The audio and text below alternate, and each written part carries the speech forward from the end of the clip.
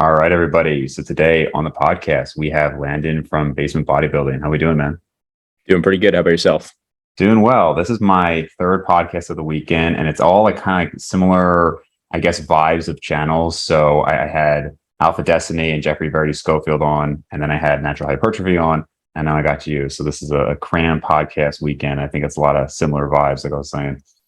Yeah, 100%. The Hypertrophy podcast this weekend. Right, right. So how long have you been in this space, like as far as recording and making videos? And how long have you been lifting? Because I'll just say, I'm newer to your channel. I've seen a couple people mention you, and then a couple people actually DM me saying to get you on the podcast. So I'm more recently viewing your videos, but kind of give the audience an introduction to you. Yeah, so I've been lifting for quite a while. I probably started, I think I was 15, maybe 16. So it's been about eight years or so since I started lifting originally, but it was more for strength and conditioning. And it was kind of around then that I actually wanted to break away from like sport specific training, get into hypertrophy training. I always thought just being big was cool. So I've been doing that and experimenting with that for a while. I actually started lifting seriously about 6 years ago. So for 6 years, I've been doing natural bodybuilding. Obviously, it seems like a long time, but in the big picture, I still have a lot to learn and a lot to gain. So I'm excited about that.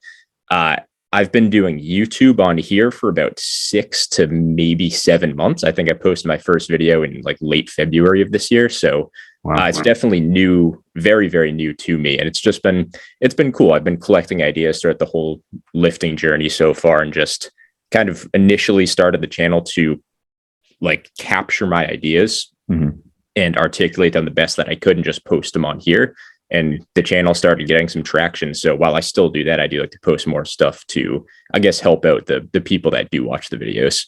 Yeah, that's great, man. Yeah, it's so interesting now compared to when YouTube fitness started. So before the recording, I mentioned, I've been lifting forever now, but YouTube fitness, I really saw blow up around 2011. And that's like 3DMJ came on the scene then, and Omar Esoff and Elliot Hughes and all those guys. So I don't know when you actually started watching YouTube, but to me, it was like, I think if you just had a journey, you kind of blew up. I think that's how I believe it was Nick Wright blew up, right? He was just talking about his powerlifting and whatnot. Or even if you were a competitor for a team, like I know there were some people who were just competing under 3DMJ and they would get to 20,000 subscribers, just, talking about their journey as an amateur. I know that that doesn't work now, but it's just very different, right? It's a completely different scene.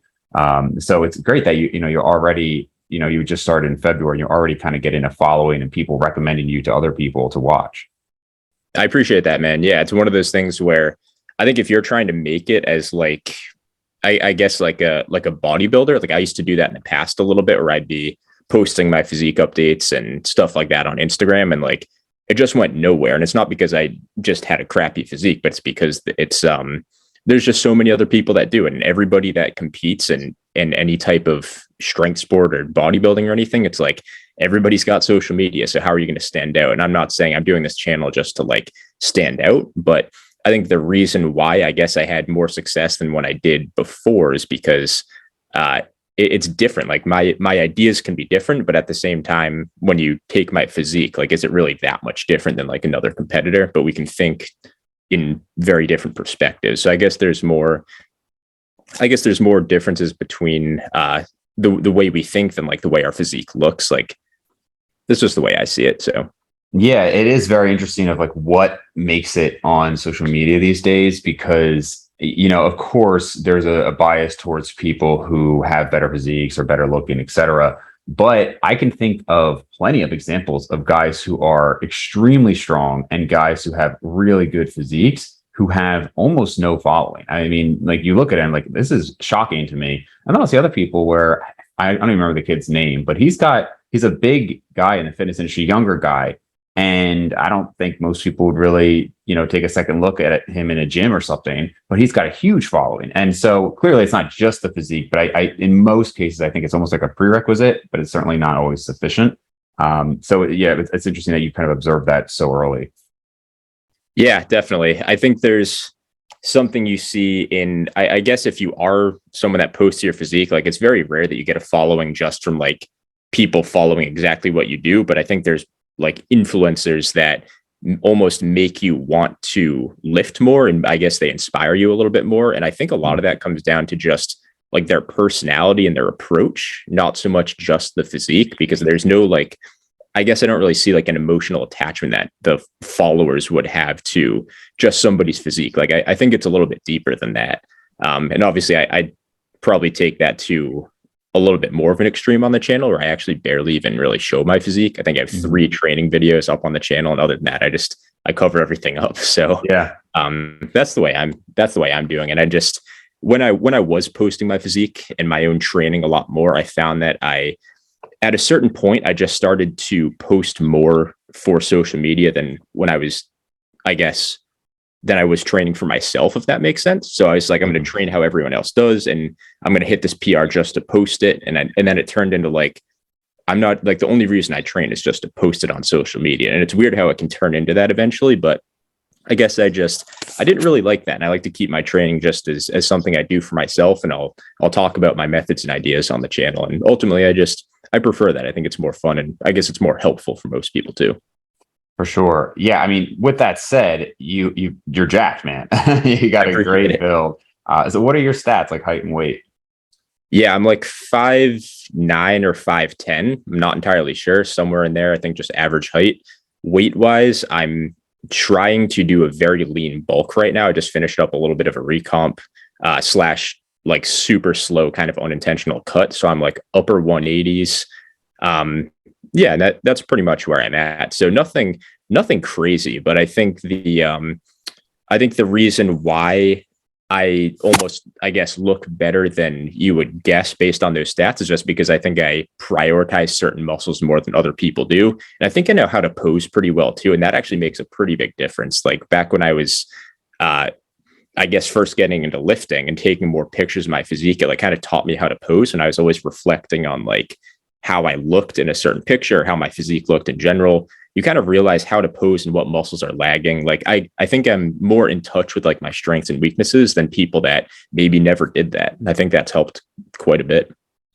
Yeah, that is an interesting point. I think it's, obviously I have no idea how you look in person, but having met a few people in person, this is where I disagree with some people in the bodybuilding world, where they say, well, it only matters how you look on stage. And it's like, well, yes, but that's also such a small portion of the time. Like I would also want to look good, most of the time. And I would say that weight is actually a pretty good indicator most of the time of how big somebody looks in person, right? Because in pictures, it can be so different. I've seen guys who are like 145 pounds look insane in pictures. And then I meet them and I'm like, oh, you're actually, just like a small person. And then vice versa, some guys do not look overly impressive if they have really bad insertions or they're a higher body fat percentage. And then you meet them in person, you're like, oh, this guy is a tank, right? And so, but I do agree with you. You're like, where you hold the weight can have two physiques of a similar weight look very different. Then obviously posing is always important. Yeah, 100%.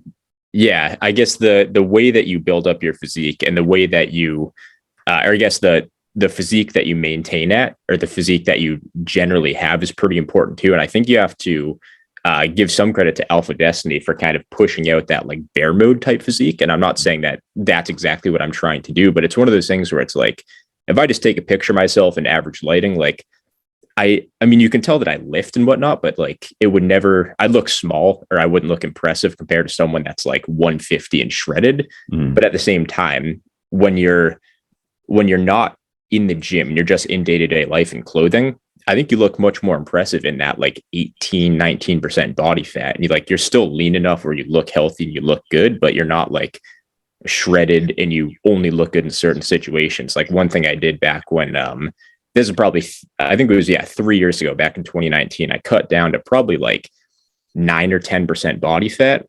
And I looked incredible like 2% of the time. So I'd look great in the gym in the perfect lighting with a pump, with a good camera taking the pictures. And it's like, when I try and emulate that now, like I don't look as good, but all my measurements are much bigger.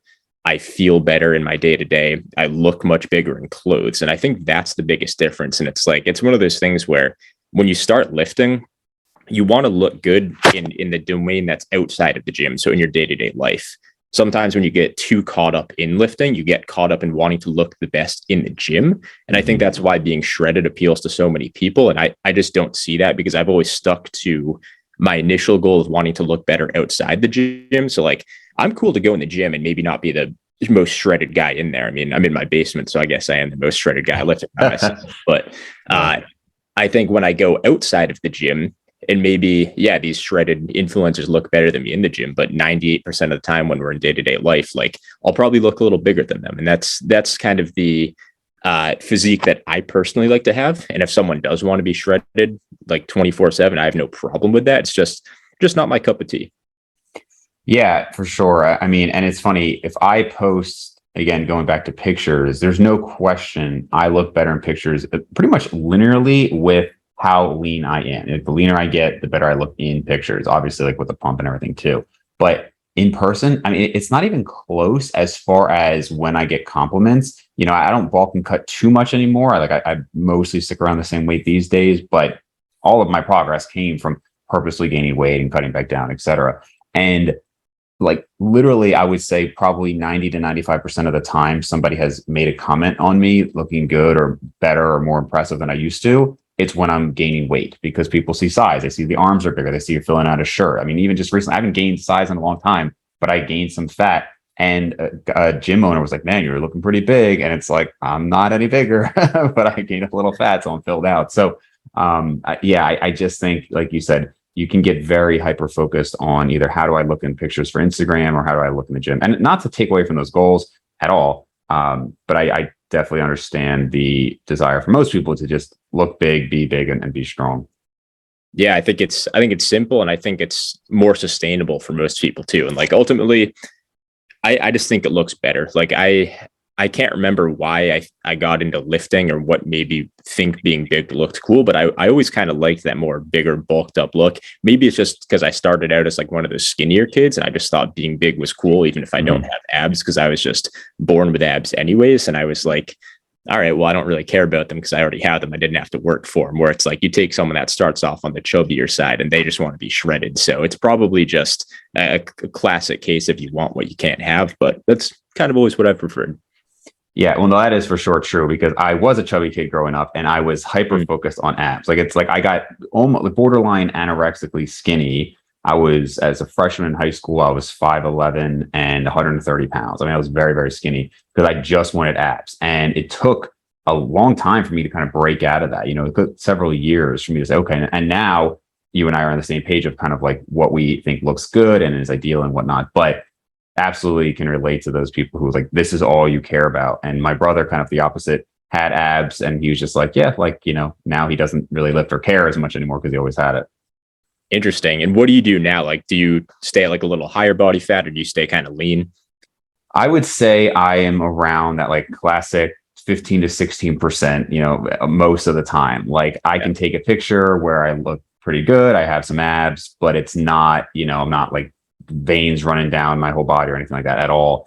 And that has me at about 195. I would say I've been as high as 220. I will go as low as 180 if I want to be really lean. But when I diet down, and it's pretty consistent, this happens, I'll have a pump and I'll see myself and I'm like, this is clearly the best I look.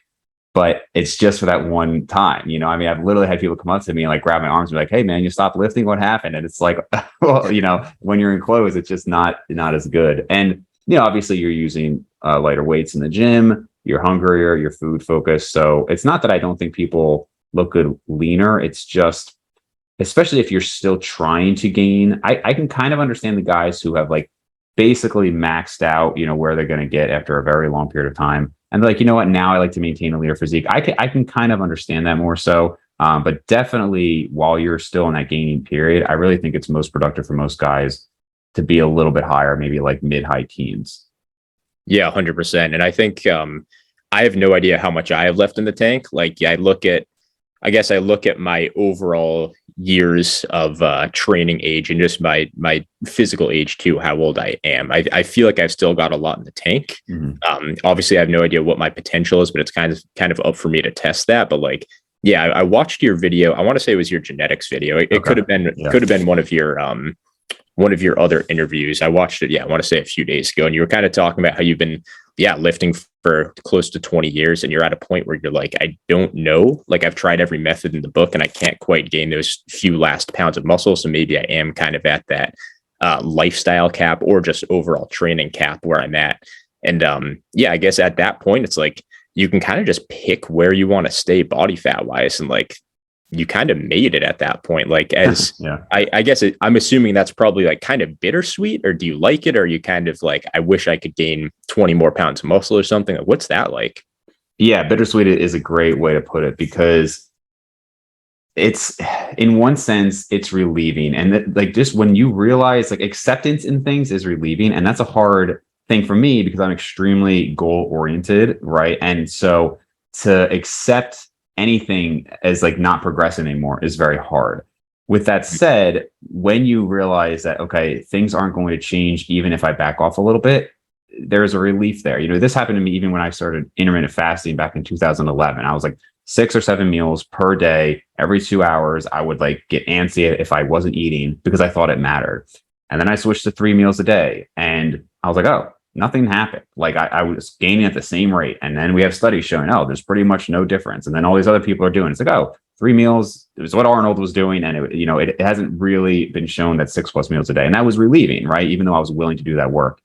And in the same way, it's like, look, man, if there was some way where I could gain another 10 pounds of muscle, like even if it was double, like 2-day training 7 days a week, I would do it because that would be the goal.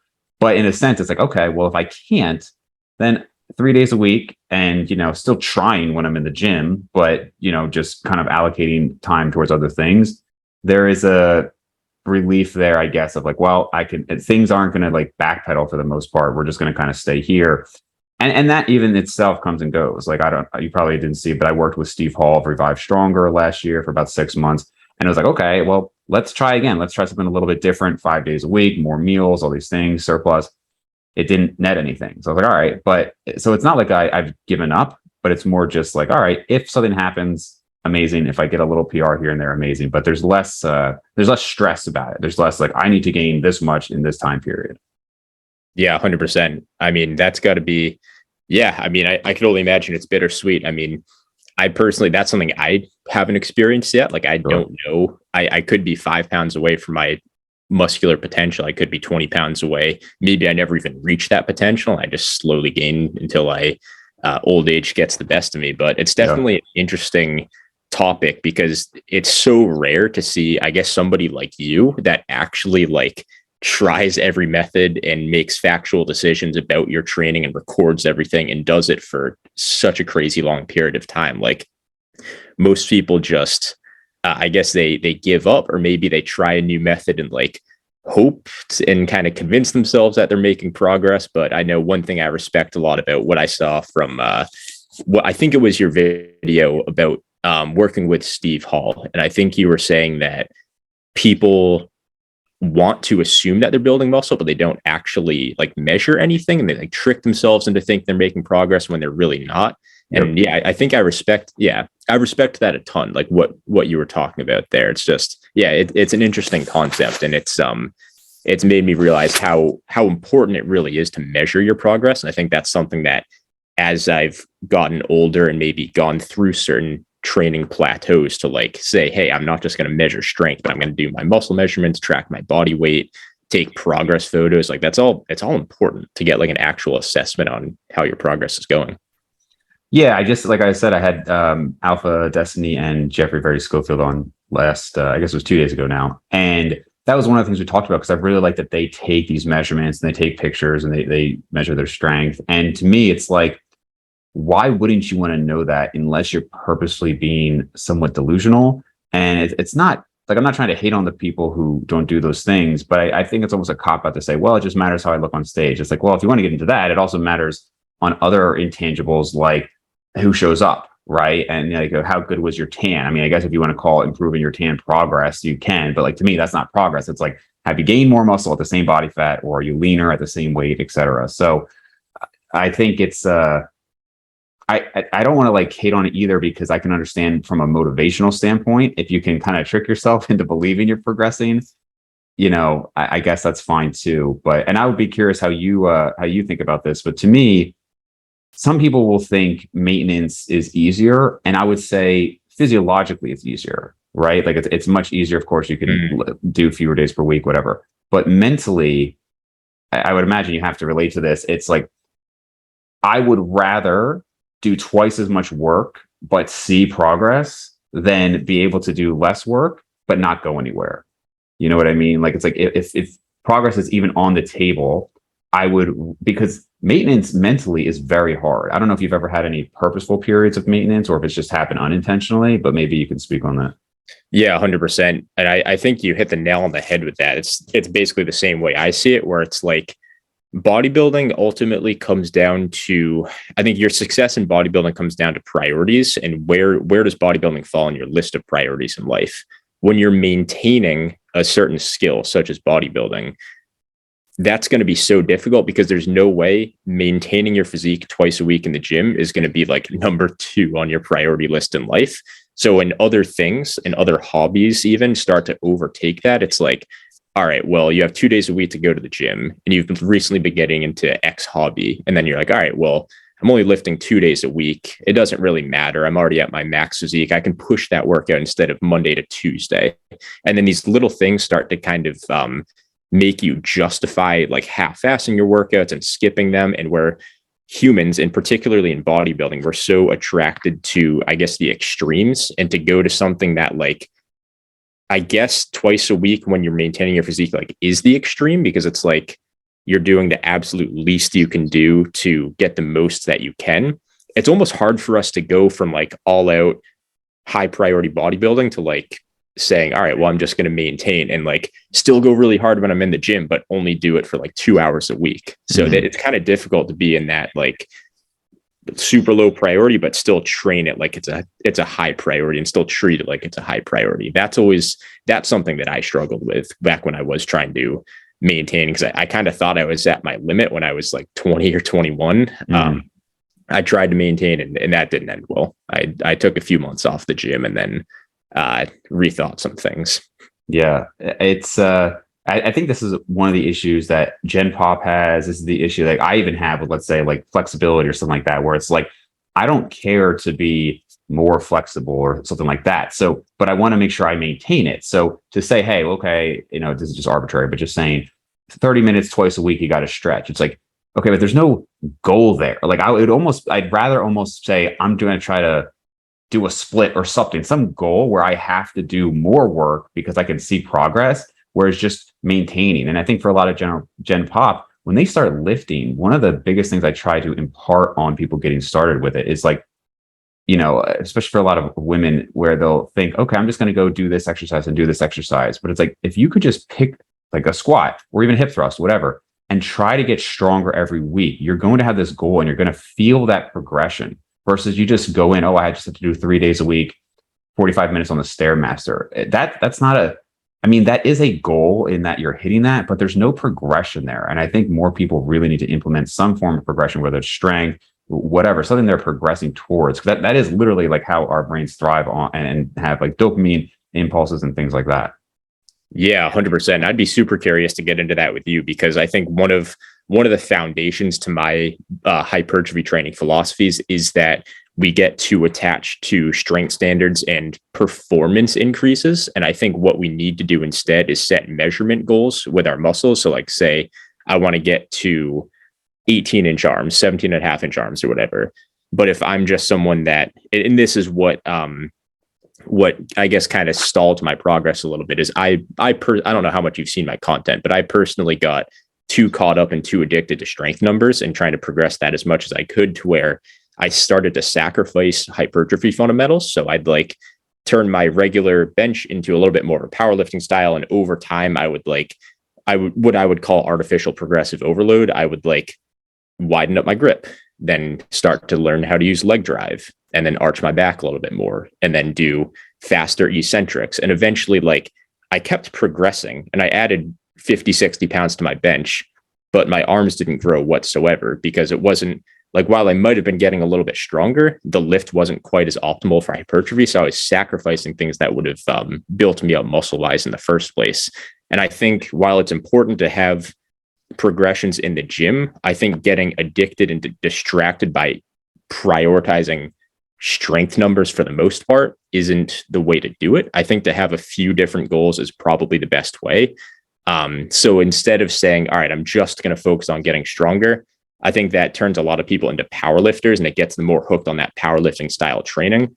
But if you say, all right, well, I'm going to use strength to make sure I'm building muscle and making progress. I'm also going to take progress pictures and do measurements too, and make sure that all of my lifts are slowly progressing, track my body weight on the scale, make sure that's trending where I want it to go. And having a more like well-rounded approach is my personal philosophy is that's the best way to do it for bodybuilding. So before I respond to that, just curious, what are some of your big lifts you've hit over the years? Yeah. So when I was, when I was in like full on power building / powerlifting mode, I ended up having a 1400 total. So I had a 1390 technically. I'll humble myself. I had a 455 squat, 330 bench, and then a 605 deadlift. Nice. Yeah, I was gonna say those are very similar to mine until you said the deadlift, and then you definitely got me beat there. So, but that's great, man. So I think, and you have to excuse me, I kind of missed some of the content of, because I think Abel Chabai made a response video, right, on progressive overload versus volume. And I did not see the original video, but I believe the message was kind of like what you were saying here, that people get too focused on like the literal, I guess, progressive overload, but like in terms of like simply the strength standpoint. Was that kind of the general message? Yeah. So my general message with that is I think the video that he responded to was something where I probably didn't put the best title on that video. I think if you look at it at face value, it doesn't make the most sense. But to summarize, after you watch the video, the title makes a lot more sense. I don't think it was the best title. I think I could have picked something better because I think a lot of people might get confused looking at that. I think the people that watch my channel would get it, but if you're new to it, that's probably not the best title to see right off the bat. But in general, to simplify my philosophy with that, when you focus on getting in your volume and you focus on hypertrophy training, the progressions will come. And I think something like I use the rep goal system from Steve Shaw. So what I do is I train at a specific RIR or a specific effort level on each lift. And as I start to build muscle, the reps automatically go up. So it almost manipulates the overall intensity and the rep range that you're working in. So for example, let's say I'm doing this machine press right here.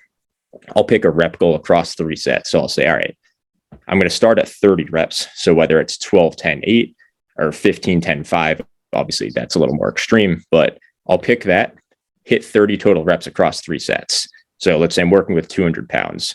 I'm going to stick with 200 until I can get all the way to 40 reps. And that way it's a little bit more of like a passive version of progressive overload where the reps come automatically. Because if I leave, say, 0 reps in the tank or 1 rep in the tank each set, as I build muscle, I'm going to be able to get more reps. Once I hit 40 reps for 1, 2, 3 weeks in a row, I'm going to go up to maybe 220 or 230. And that brings me back down to 30 reps. And I can manipulate the rep range and the overall intensity kind of automatically. Like, you don't really have to do anything. I just get to focus more on my training rather than like trying to add 5 pounds or trying to add 10 pounds and maybe adjust my technique to do that. And it lets you focus a little bit more on bodybuilding in the actual training session than like trying to plan a progression or something like that.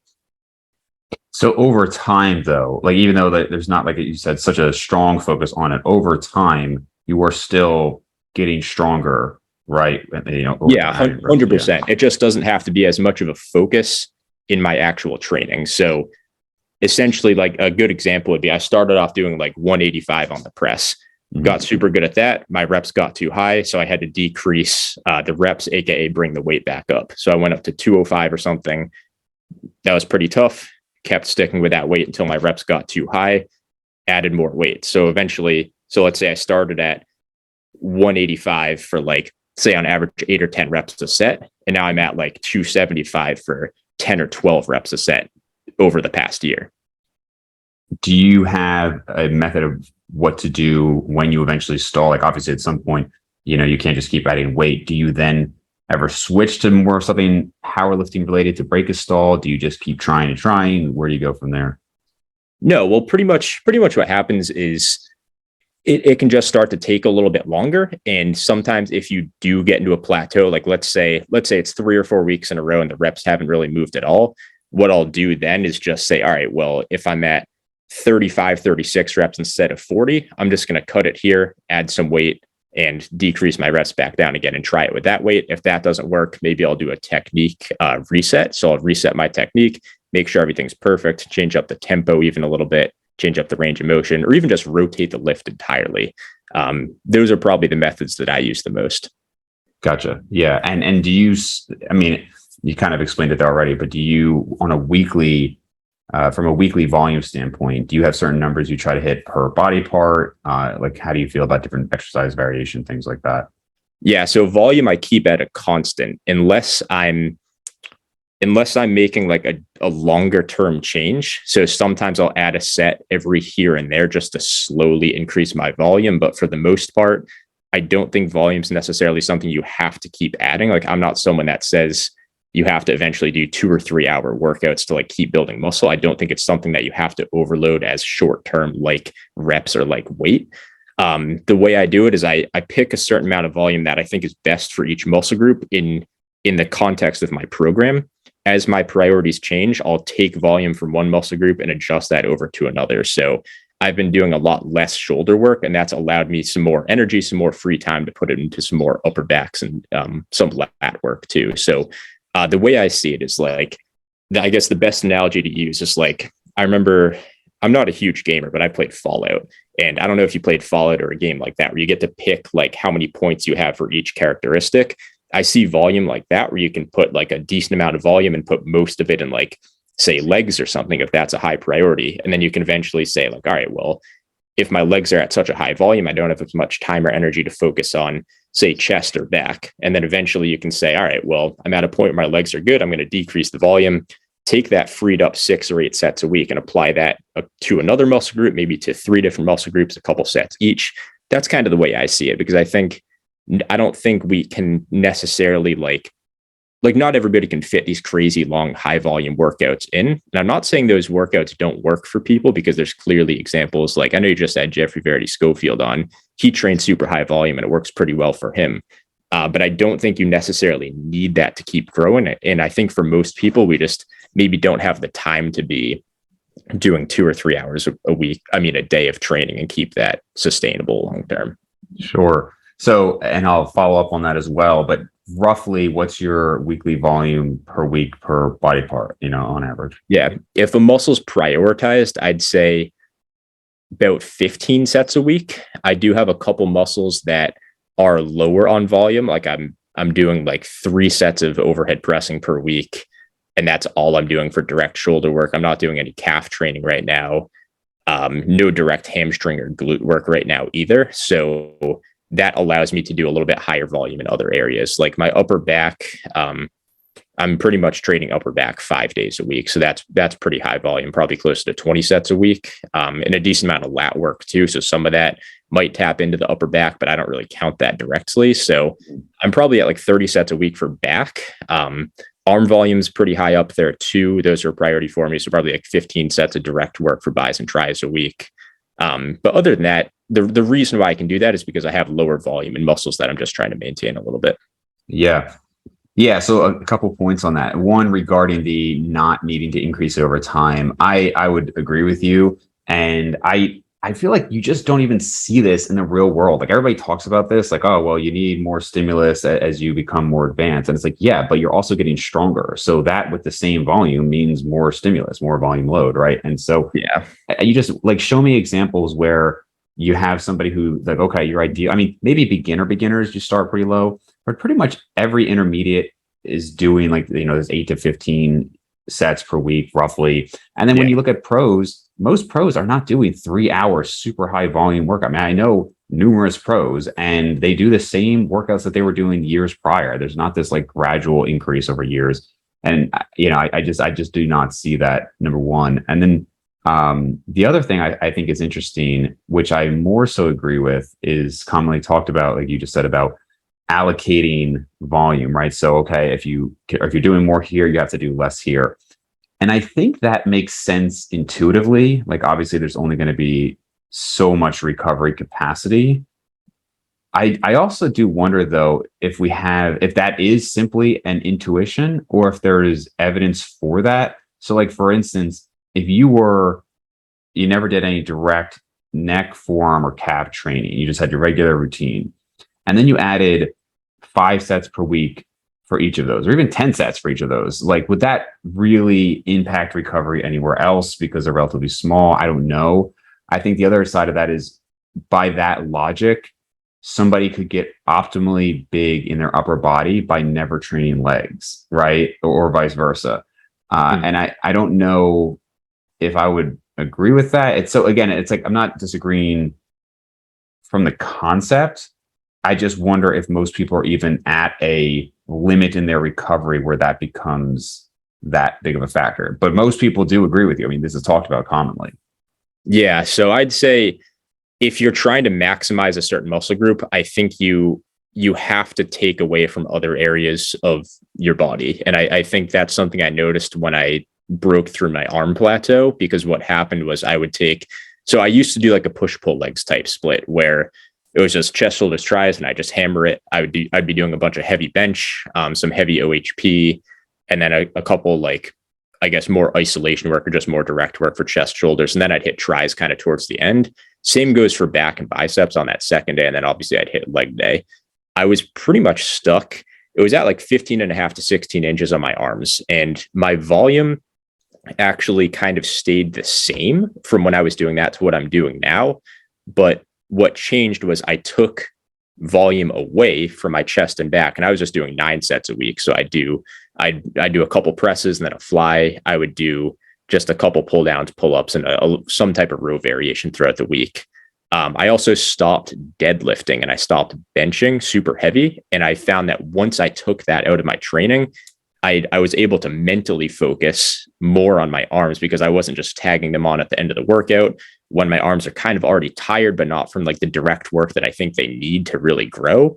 And what ended up happening was I put on like just about like 3/4 of an inch on my arms. Like I went from, let's say, 15.75 on average from when I was doing that to like a little over 16 and a half now. So I do think when you take volume away from one muscle group, it allows you to, one, do more for another muscle group, but two, it changes your priorities. And I think when it comes to the prioritization, I think that's more mental than anything because it's just what you're focusing on with your training. But I'm definitely a pretty big believer in that. So just to clarify, let's say your chest volume went from what to what, and your tricep volume went from what to what in that example? Yeah. So when I was doing power building, I would say my chest volume probably averaged like 15, 16 sets a week, with a lot of like heavy work in there too. It might have even been slightly higher at certain points. And I was doing like 5 or 6 sets on bench with the same 3 or 4 sets on like any direct work after that. And then when I was growing my arms, I kind of just broke out of that arm focused program that I've been doing for the past year. I was doing 9 sets a week of chest and then 9 to 12 for back work. I'm at a little bit higher now. I can't remember what it is off the top of my head, but I know chest, I'm at 12 sets a week. Bis and tries, I know bis, I'm at 9 sets a week of direct work. Triceps, I'm at 12. And for back, that's a tricky one because I separate upper traps from upper back, and then I separate that from lats. So I would say it's probably between the 3, about 26 to 30 sets a week total, and high frequency too. Yeah. Interesting. Yeah. And of course we could never know. It'd be interesting if you had just kept chest and back volume the same and just added, let's say, an arms day. Cause I do think, where you put in the workout can be a factor too. Like the argument of, well, I was doing it at the end of the workout, so I was kind of tired and everything, and now I prioritize it.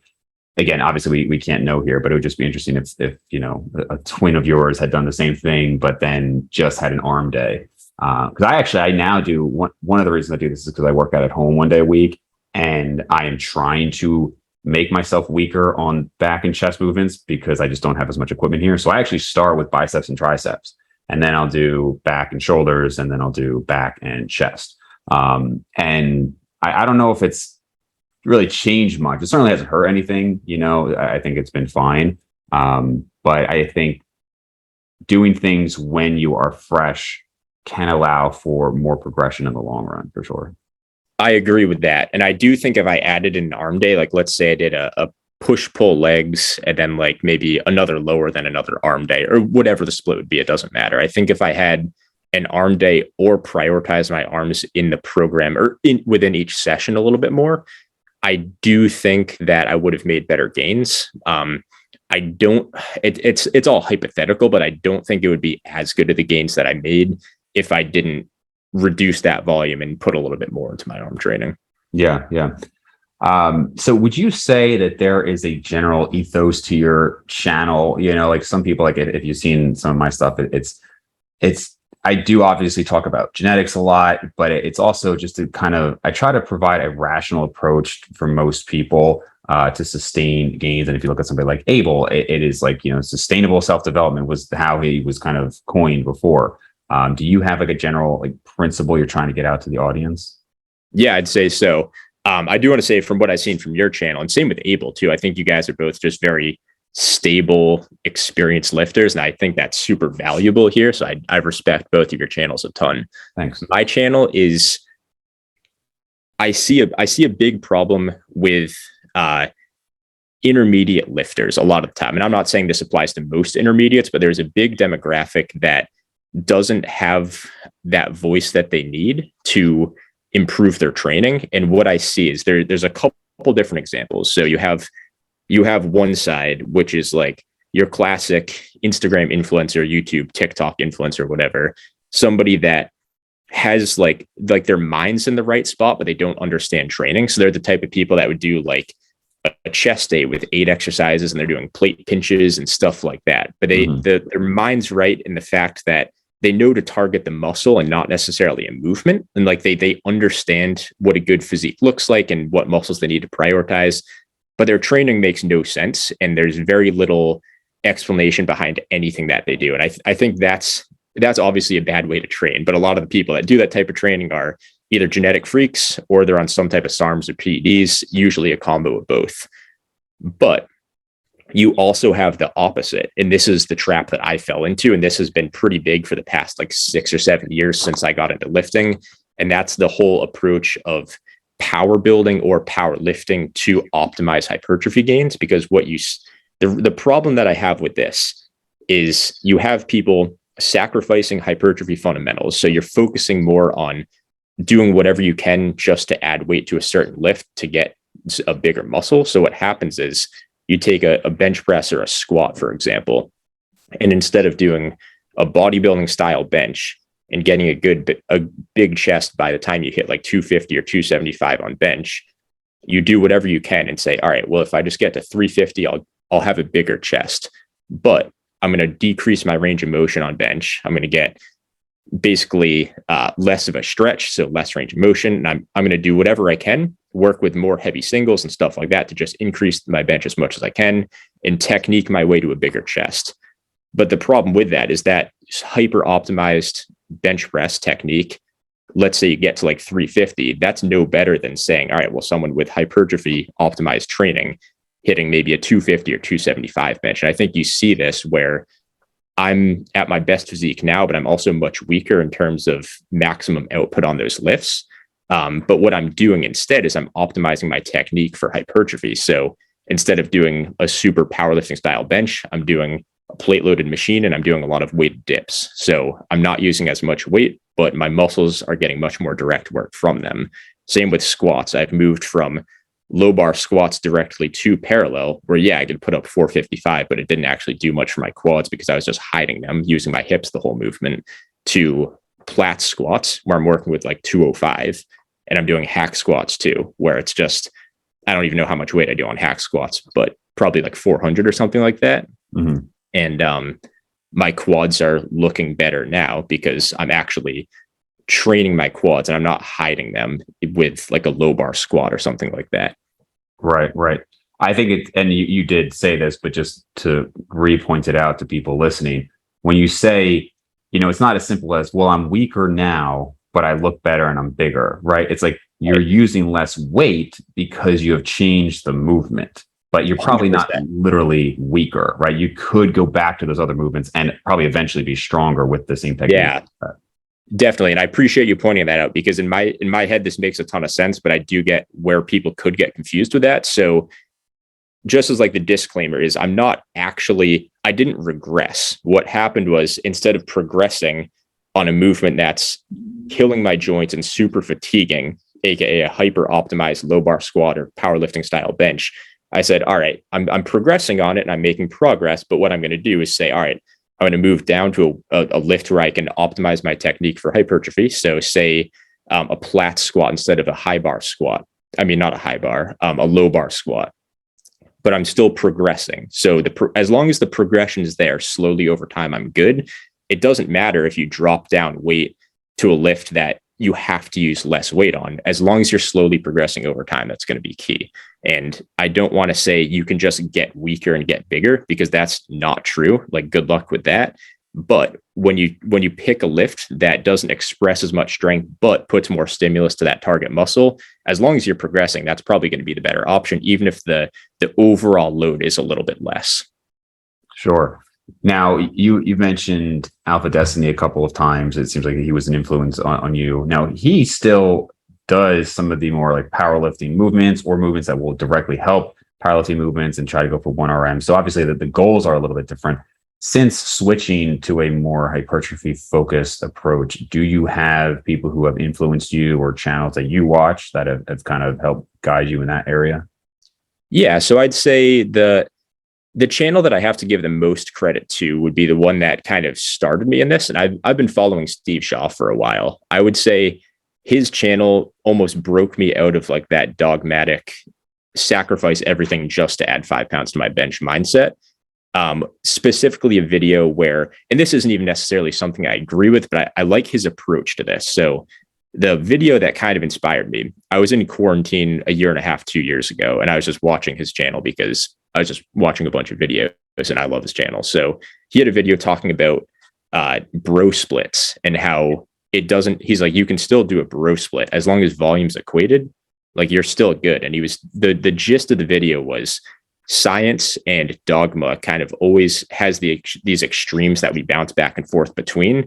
And this was coming out at a time where like the training, like full body 5 days a week, was actually getting pushed out there quite a bit. Mm-hmm. And he was saying, well, actually, there's more science now that shows it doesn't actually matter how much frequency you train with, as long as volume's equated. I don't necessarily agree with that. I do think frequency is the better way to train, but it's his mindset in that video where he's like thinking outside of the box and kind of breaking away from just thinking with the crowd. And it was ultimately like the way he approached that video. It wasn't even the contents of it. The way he approached that video it just made me think a little bit more open-mindedly. And then I'd say, I think Jeffrey Verity Schofield and Natural Hypertrophy, obviously, probably similar channels to myself. We have similar ideas and similar stuff we put out. I'd say our training philosophies are probably a little bit different, but I think our goals are all the same. So those channels are great. I think they're both purely hypertrophy focused, and I think that's something that we've lacked intelligent hypertrophy focused channels for so long, because you have the powerlifters that have always been probably the more intelligent, smarter people that you see on YouTube and social media. But then you have like the bodybuilders, which are always like not always, but a lot of the time, the bodybuilders that are popular are the guys that do those plate pinch chest press and stuff like that. And they're not really putting out any good information. They have the result because of drugs. I think we've lacked intelligent people that can put out good hypertrophy content and think critically about hypertrophy training. And I said, well, I have my ideas, and seeing those guys all kind of succeed just inspired me to put out my own channel and say, all right, well, I have all these ideas. Let me just put these ideas out and put my 2 cents into this stuff. Yeah, all good points. I think what Steve Shaw said about the bro splits is accurate, because I remember, way back, maybe I was 5 years into training and arguing with somebody about 1 time per week frequency is obviously inferior and everything shows we got to do more. And it's like, yeah, I would say that most of the research comports with the idea that 2 to 3 times per week frequency is going to be a little bit better. Some more recently does show it almost makes no difference if volume's equated. but other show, I've never seen anything that shows frequency is going to be worse with volume equated. For the most part, it's generally going to be, neutral to positive. And I think that in an ideal training split, it would be maybe 2 or 3 times per week. But I also don't think it's that big of a factor. And I do think that, again, sure, you can point to drugs, but even people like natural bodybuilders, so many people got really impressive physiques with bro splits. And I think if somebody told me they just love training that way, I would say, okay, go for it. Still focus on progression, still focus on like over time, making sure you're stronger in the right movements, right? And with the right range of motion, all that. But I think, back when I was getting into it, training splits and the idea, I mean, I would see forum threads that were hundreds of pages long on like, do this split, not that split. I think that's literally the title of a very long thread on T Nation. And it's like all about the splits, and that's going to make the difference. And it's like, it's amazing how much focus was on something that I don't want to say doesn't matter, but is not nearly, the most important factor. Yeah, 100%. It's almost like, I'm trying to think of an analogy for that, but it's almost like saying, all right, I want a bigger house. And then it's saying, okay, well, let's focus on rearranging the furniture inside of the house before putting on an extension. It's like, it doesn't matter how you organize it. It's like, let's focus on the bigger picture and actually take what you have in front of you. It doesn't matter where you put it or whatnot that much. Get better at what you have in front of you, eat more, get bigger, and you're good. Like that's, it's one of those things where I think now that we've had more anecdotal evidence and just more science to come out too, where it says, you know what, the split isn't actually that important. It's kind of the last thing you really need to worry about. I think that's overall pretty helpful for us to say, all right, well, some things just simply don't matter and aren't worth putting our focus and attention onto that much. Yeah, for sure. So, and let me ask, actually, do you coach people? I do, yeah. I worked as a trainer in commercial gyms for about 5 or 6 years. And I've been coaching a few people. I don't talk about it or like push it a whole ton, but if someone reaches out to me, I'll probably coach them if they're a good fit. Like if they kind of pass the test, I'll take them as a client.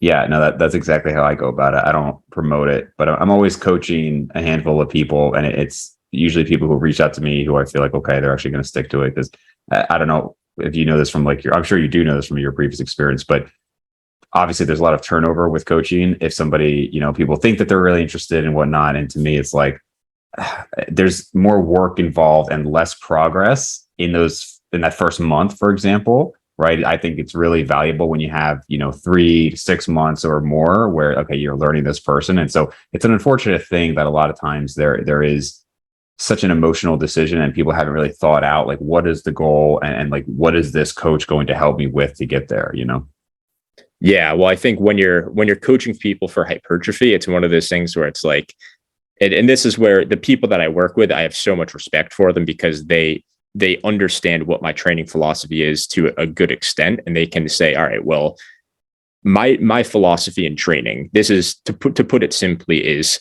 we have too much of an emphasis on, say, the big three and focusing on training more like a power lifter and putting all of our emphasis on squat, bench, deadlift variations. And to build a complete physique, you do need to put some more emphasis on muscles like your arms, like your shoulders, having like a quad biased squat, getting good stretches in. Like all of these things we need to put all of our attention into basically every muscle group that we're trying to grow.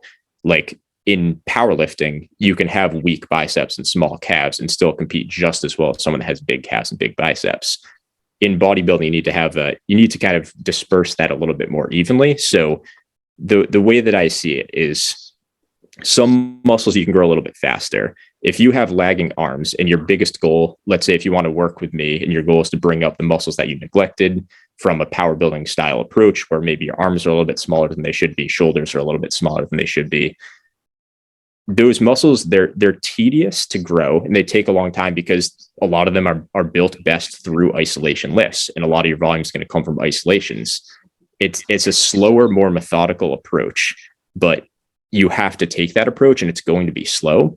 So I think if people are coming into coaching thinking that their arms are going to go from 14 to 16 inches in 3 months of working with a coach, I mean, that's just not the right approach to come into it with. But if you can say, all right, my arms are 15 inches and I'm way stronger than I should be for someone that has 15-inch arms. I want to get to 15.5 or 16 in the next year and a half. I want to work with a coach for the first 6 months of that, or even for the full time. It doesn't really matter to get to that goal. But I understand the timeline. I understand that growing my arms is going to be tedious. I have no idea what bumps in the road we're going to run into along the way. But I think understanding that and taking a realistic approach is going to be huge. And if I'm working with someone, I'm going to keep it real. I'm never going to say, all right, well, yeah, let's get you from 15 to 17-inch arms in 3 months. Like I would say, all right, we need to maybe take a little check here and make sure your goals are kind of realistic timeline wise too. Yeah, they might need to take a note out of Rich Piana's handbook there if that's what they want. All right, man. Well, we are coming up on an hour. I'm glad we got to connect. I'm sure we'll be talking more in the future. You got a great head on your shoulders. I'm sure I'll be seeing you in the YouTube space more as well. So for people who are newer to your content, where can they find your stuff?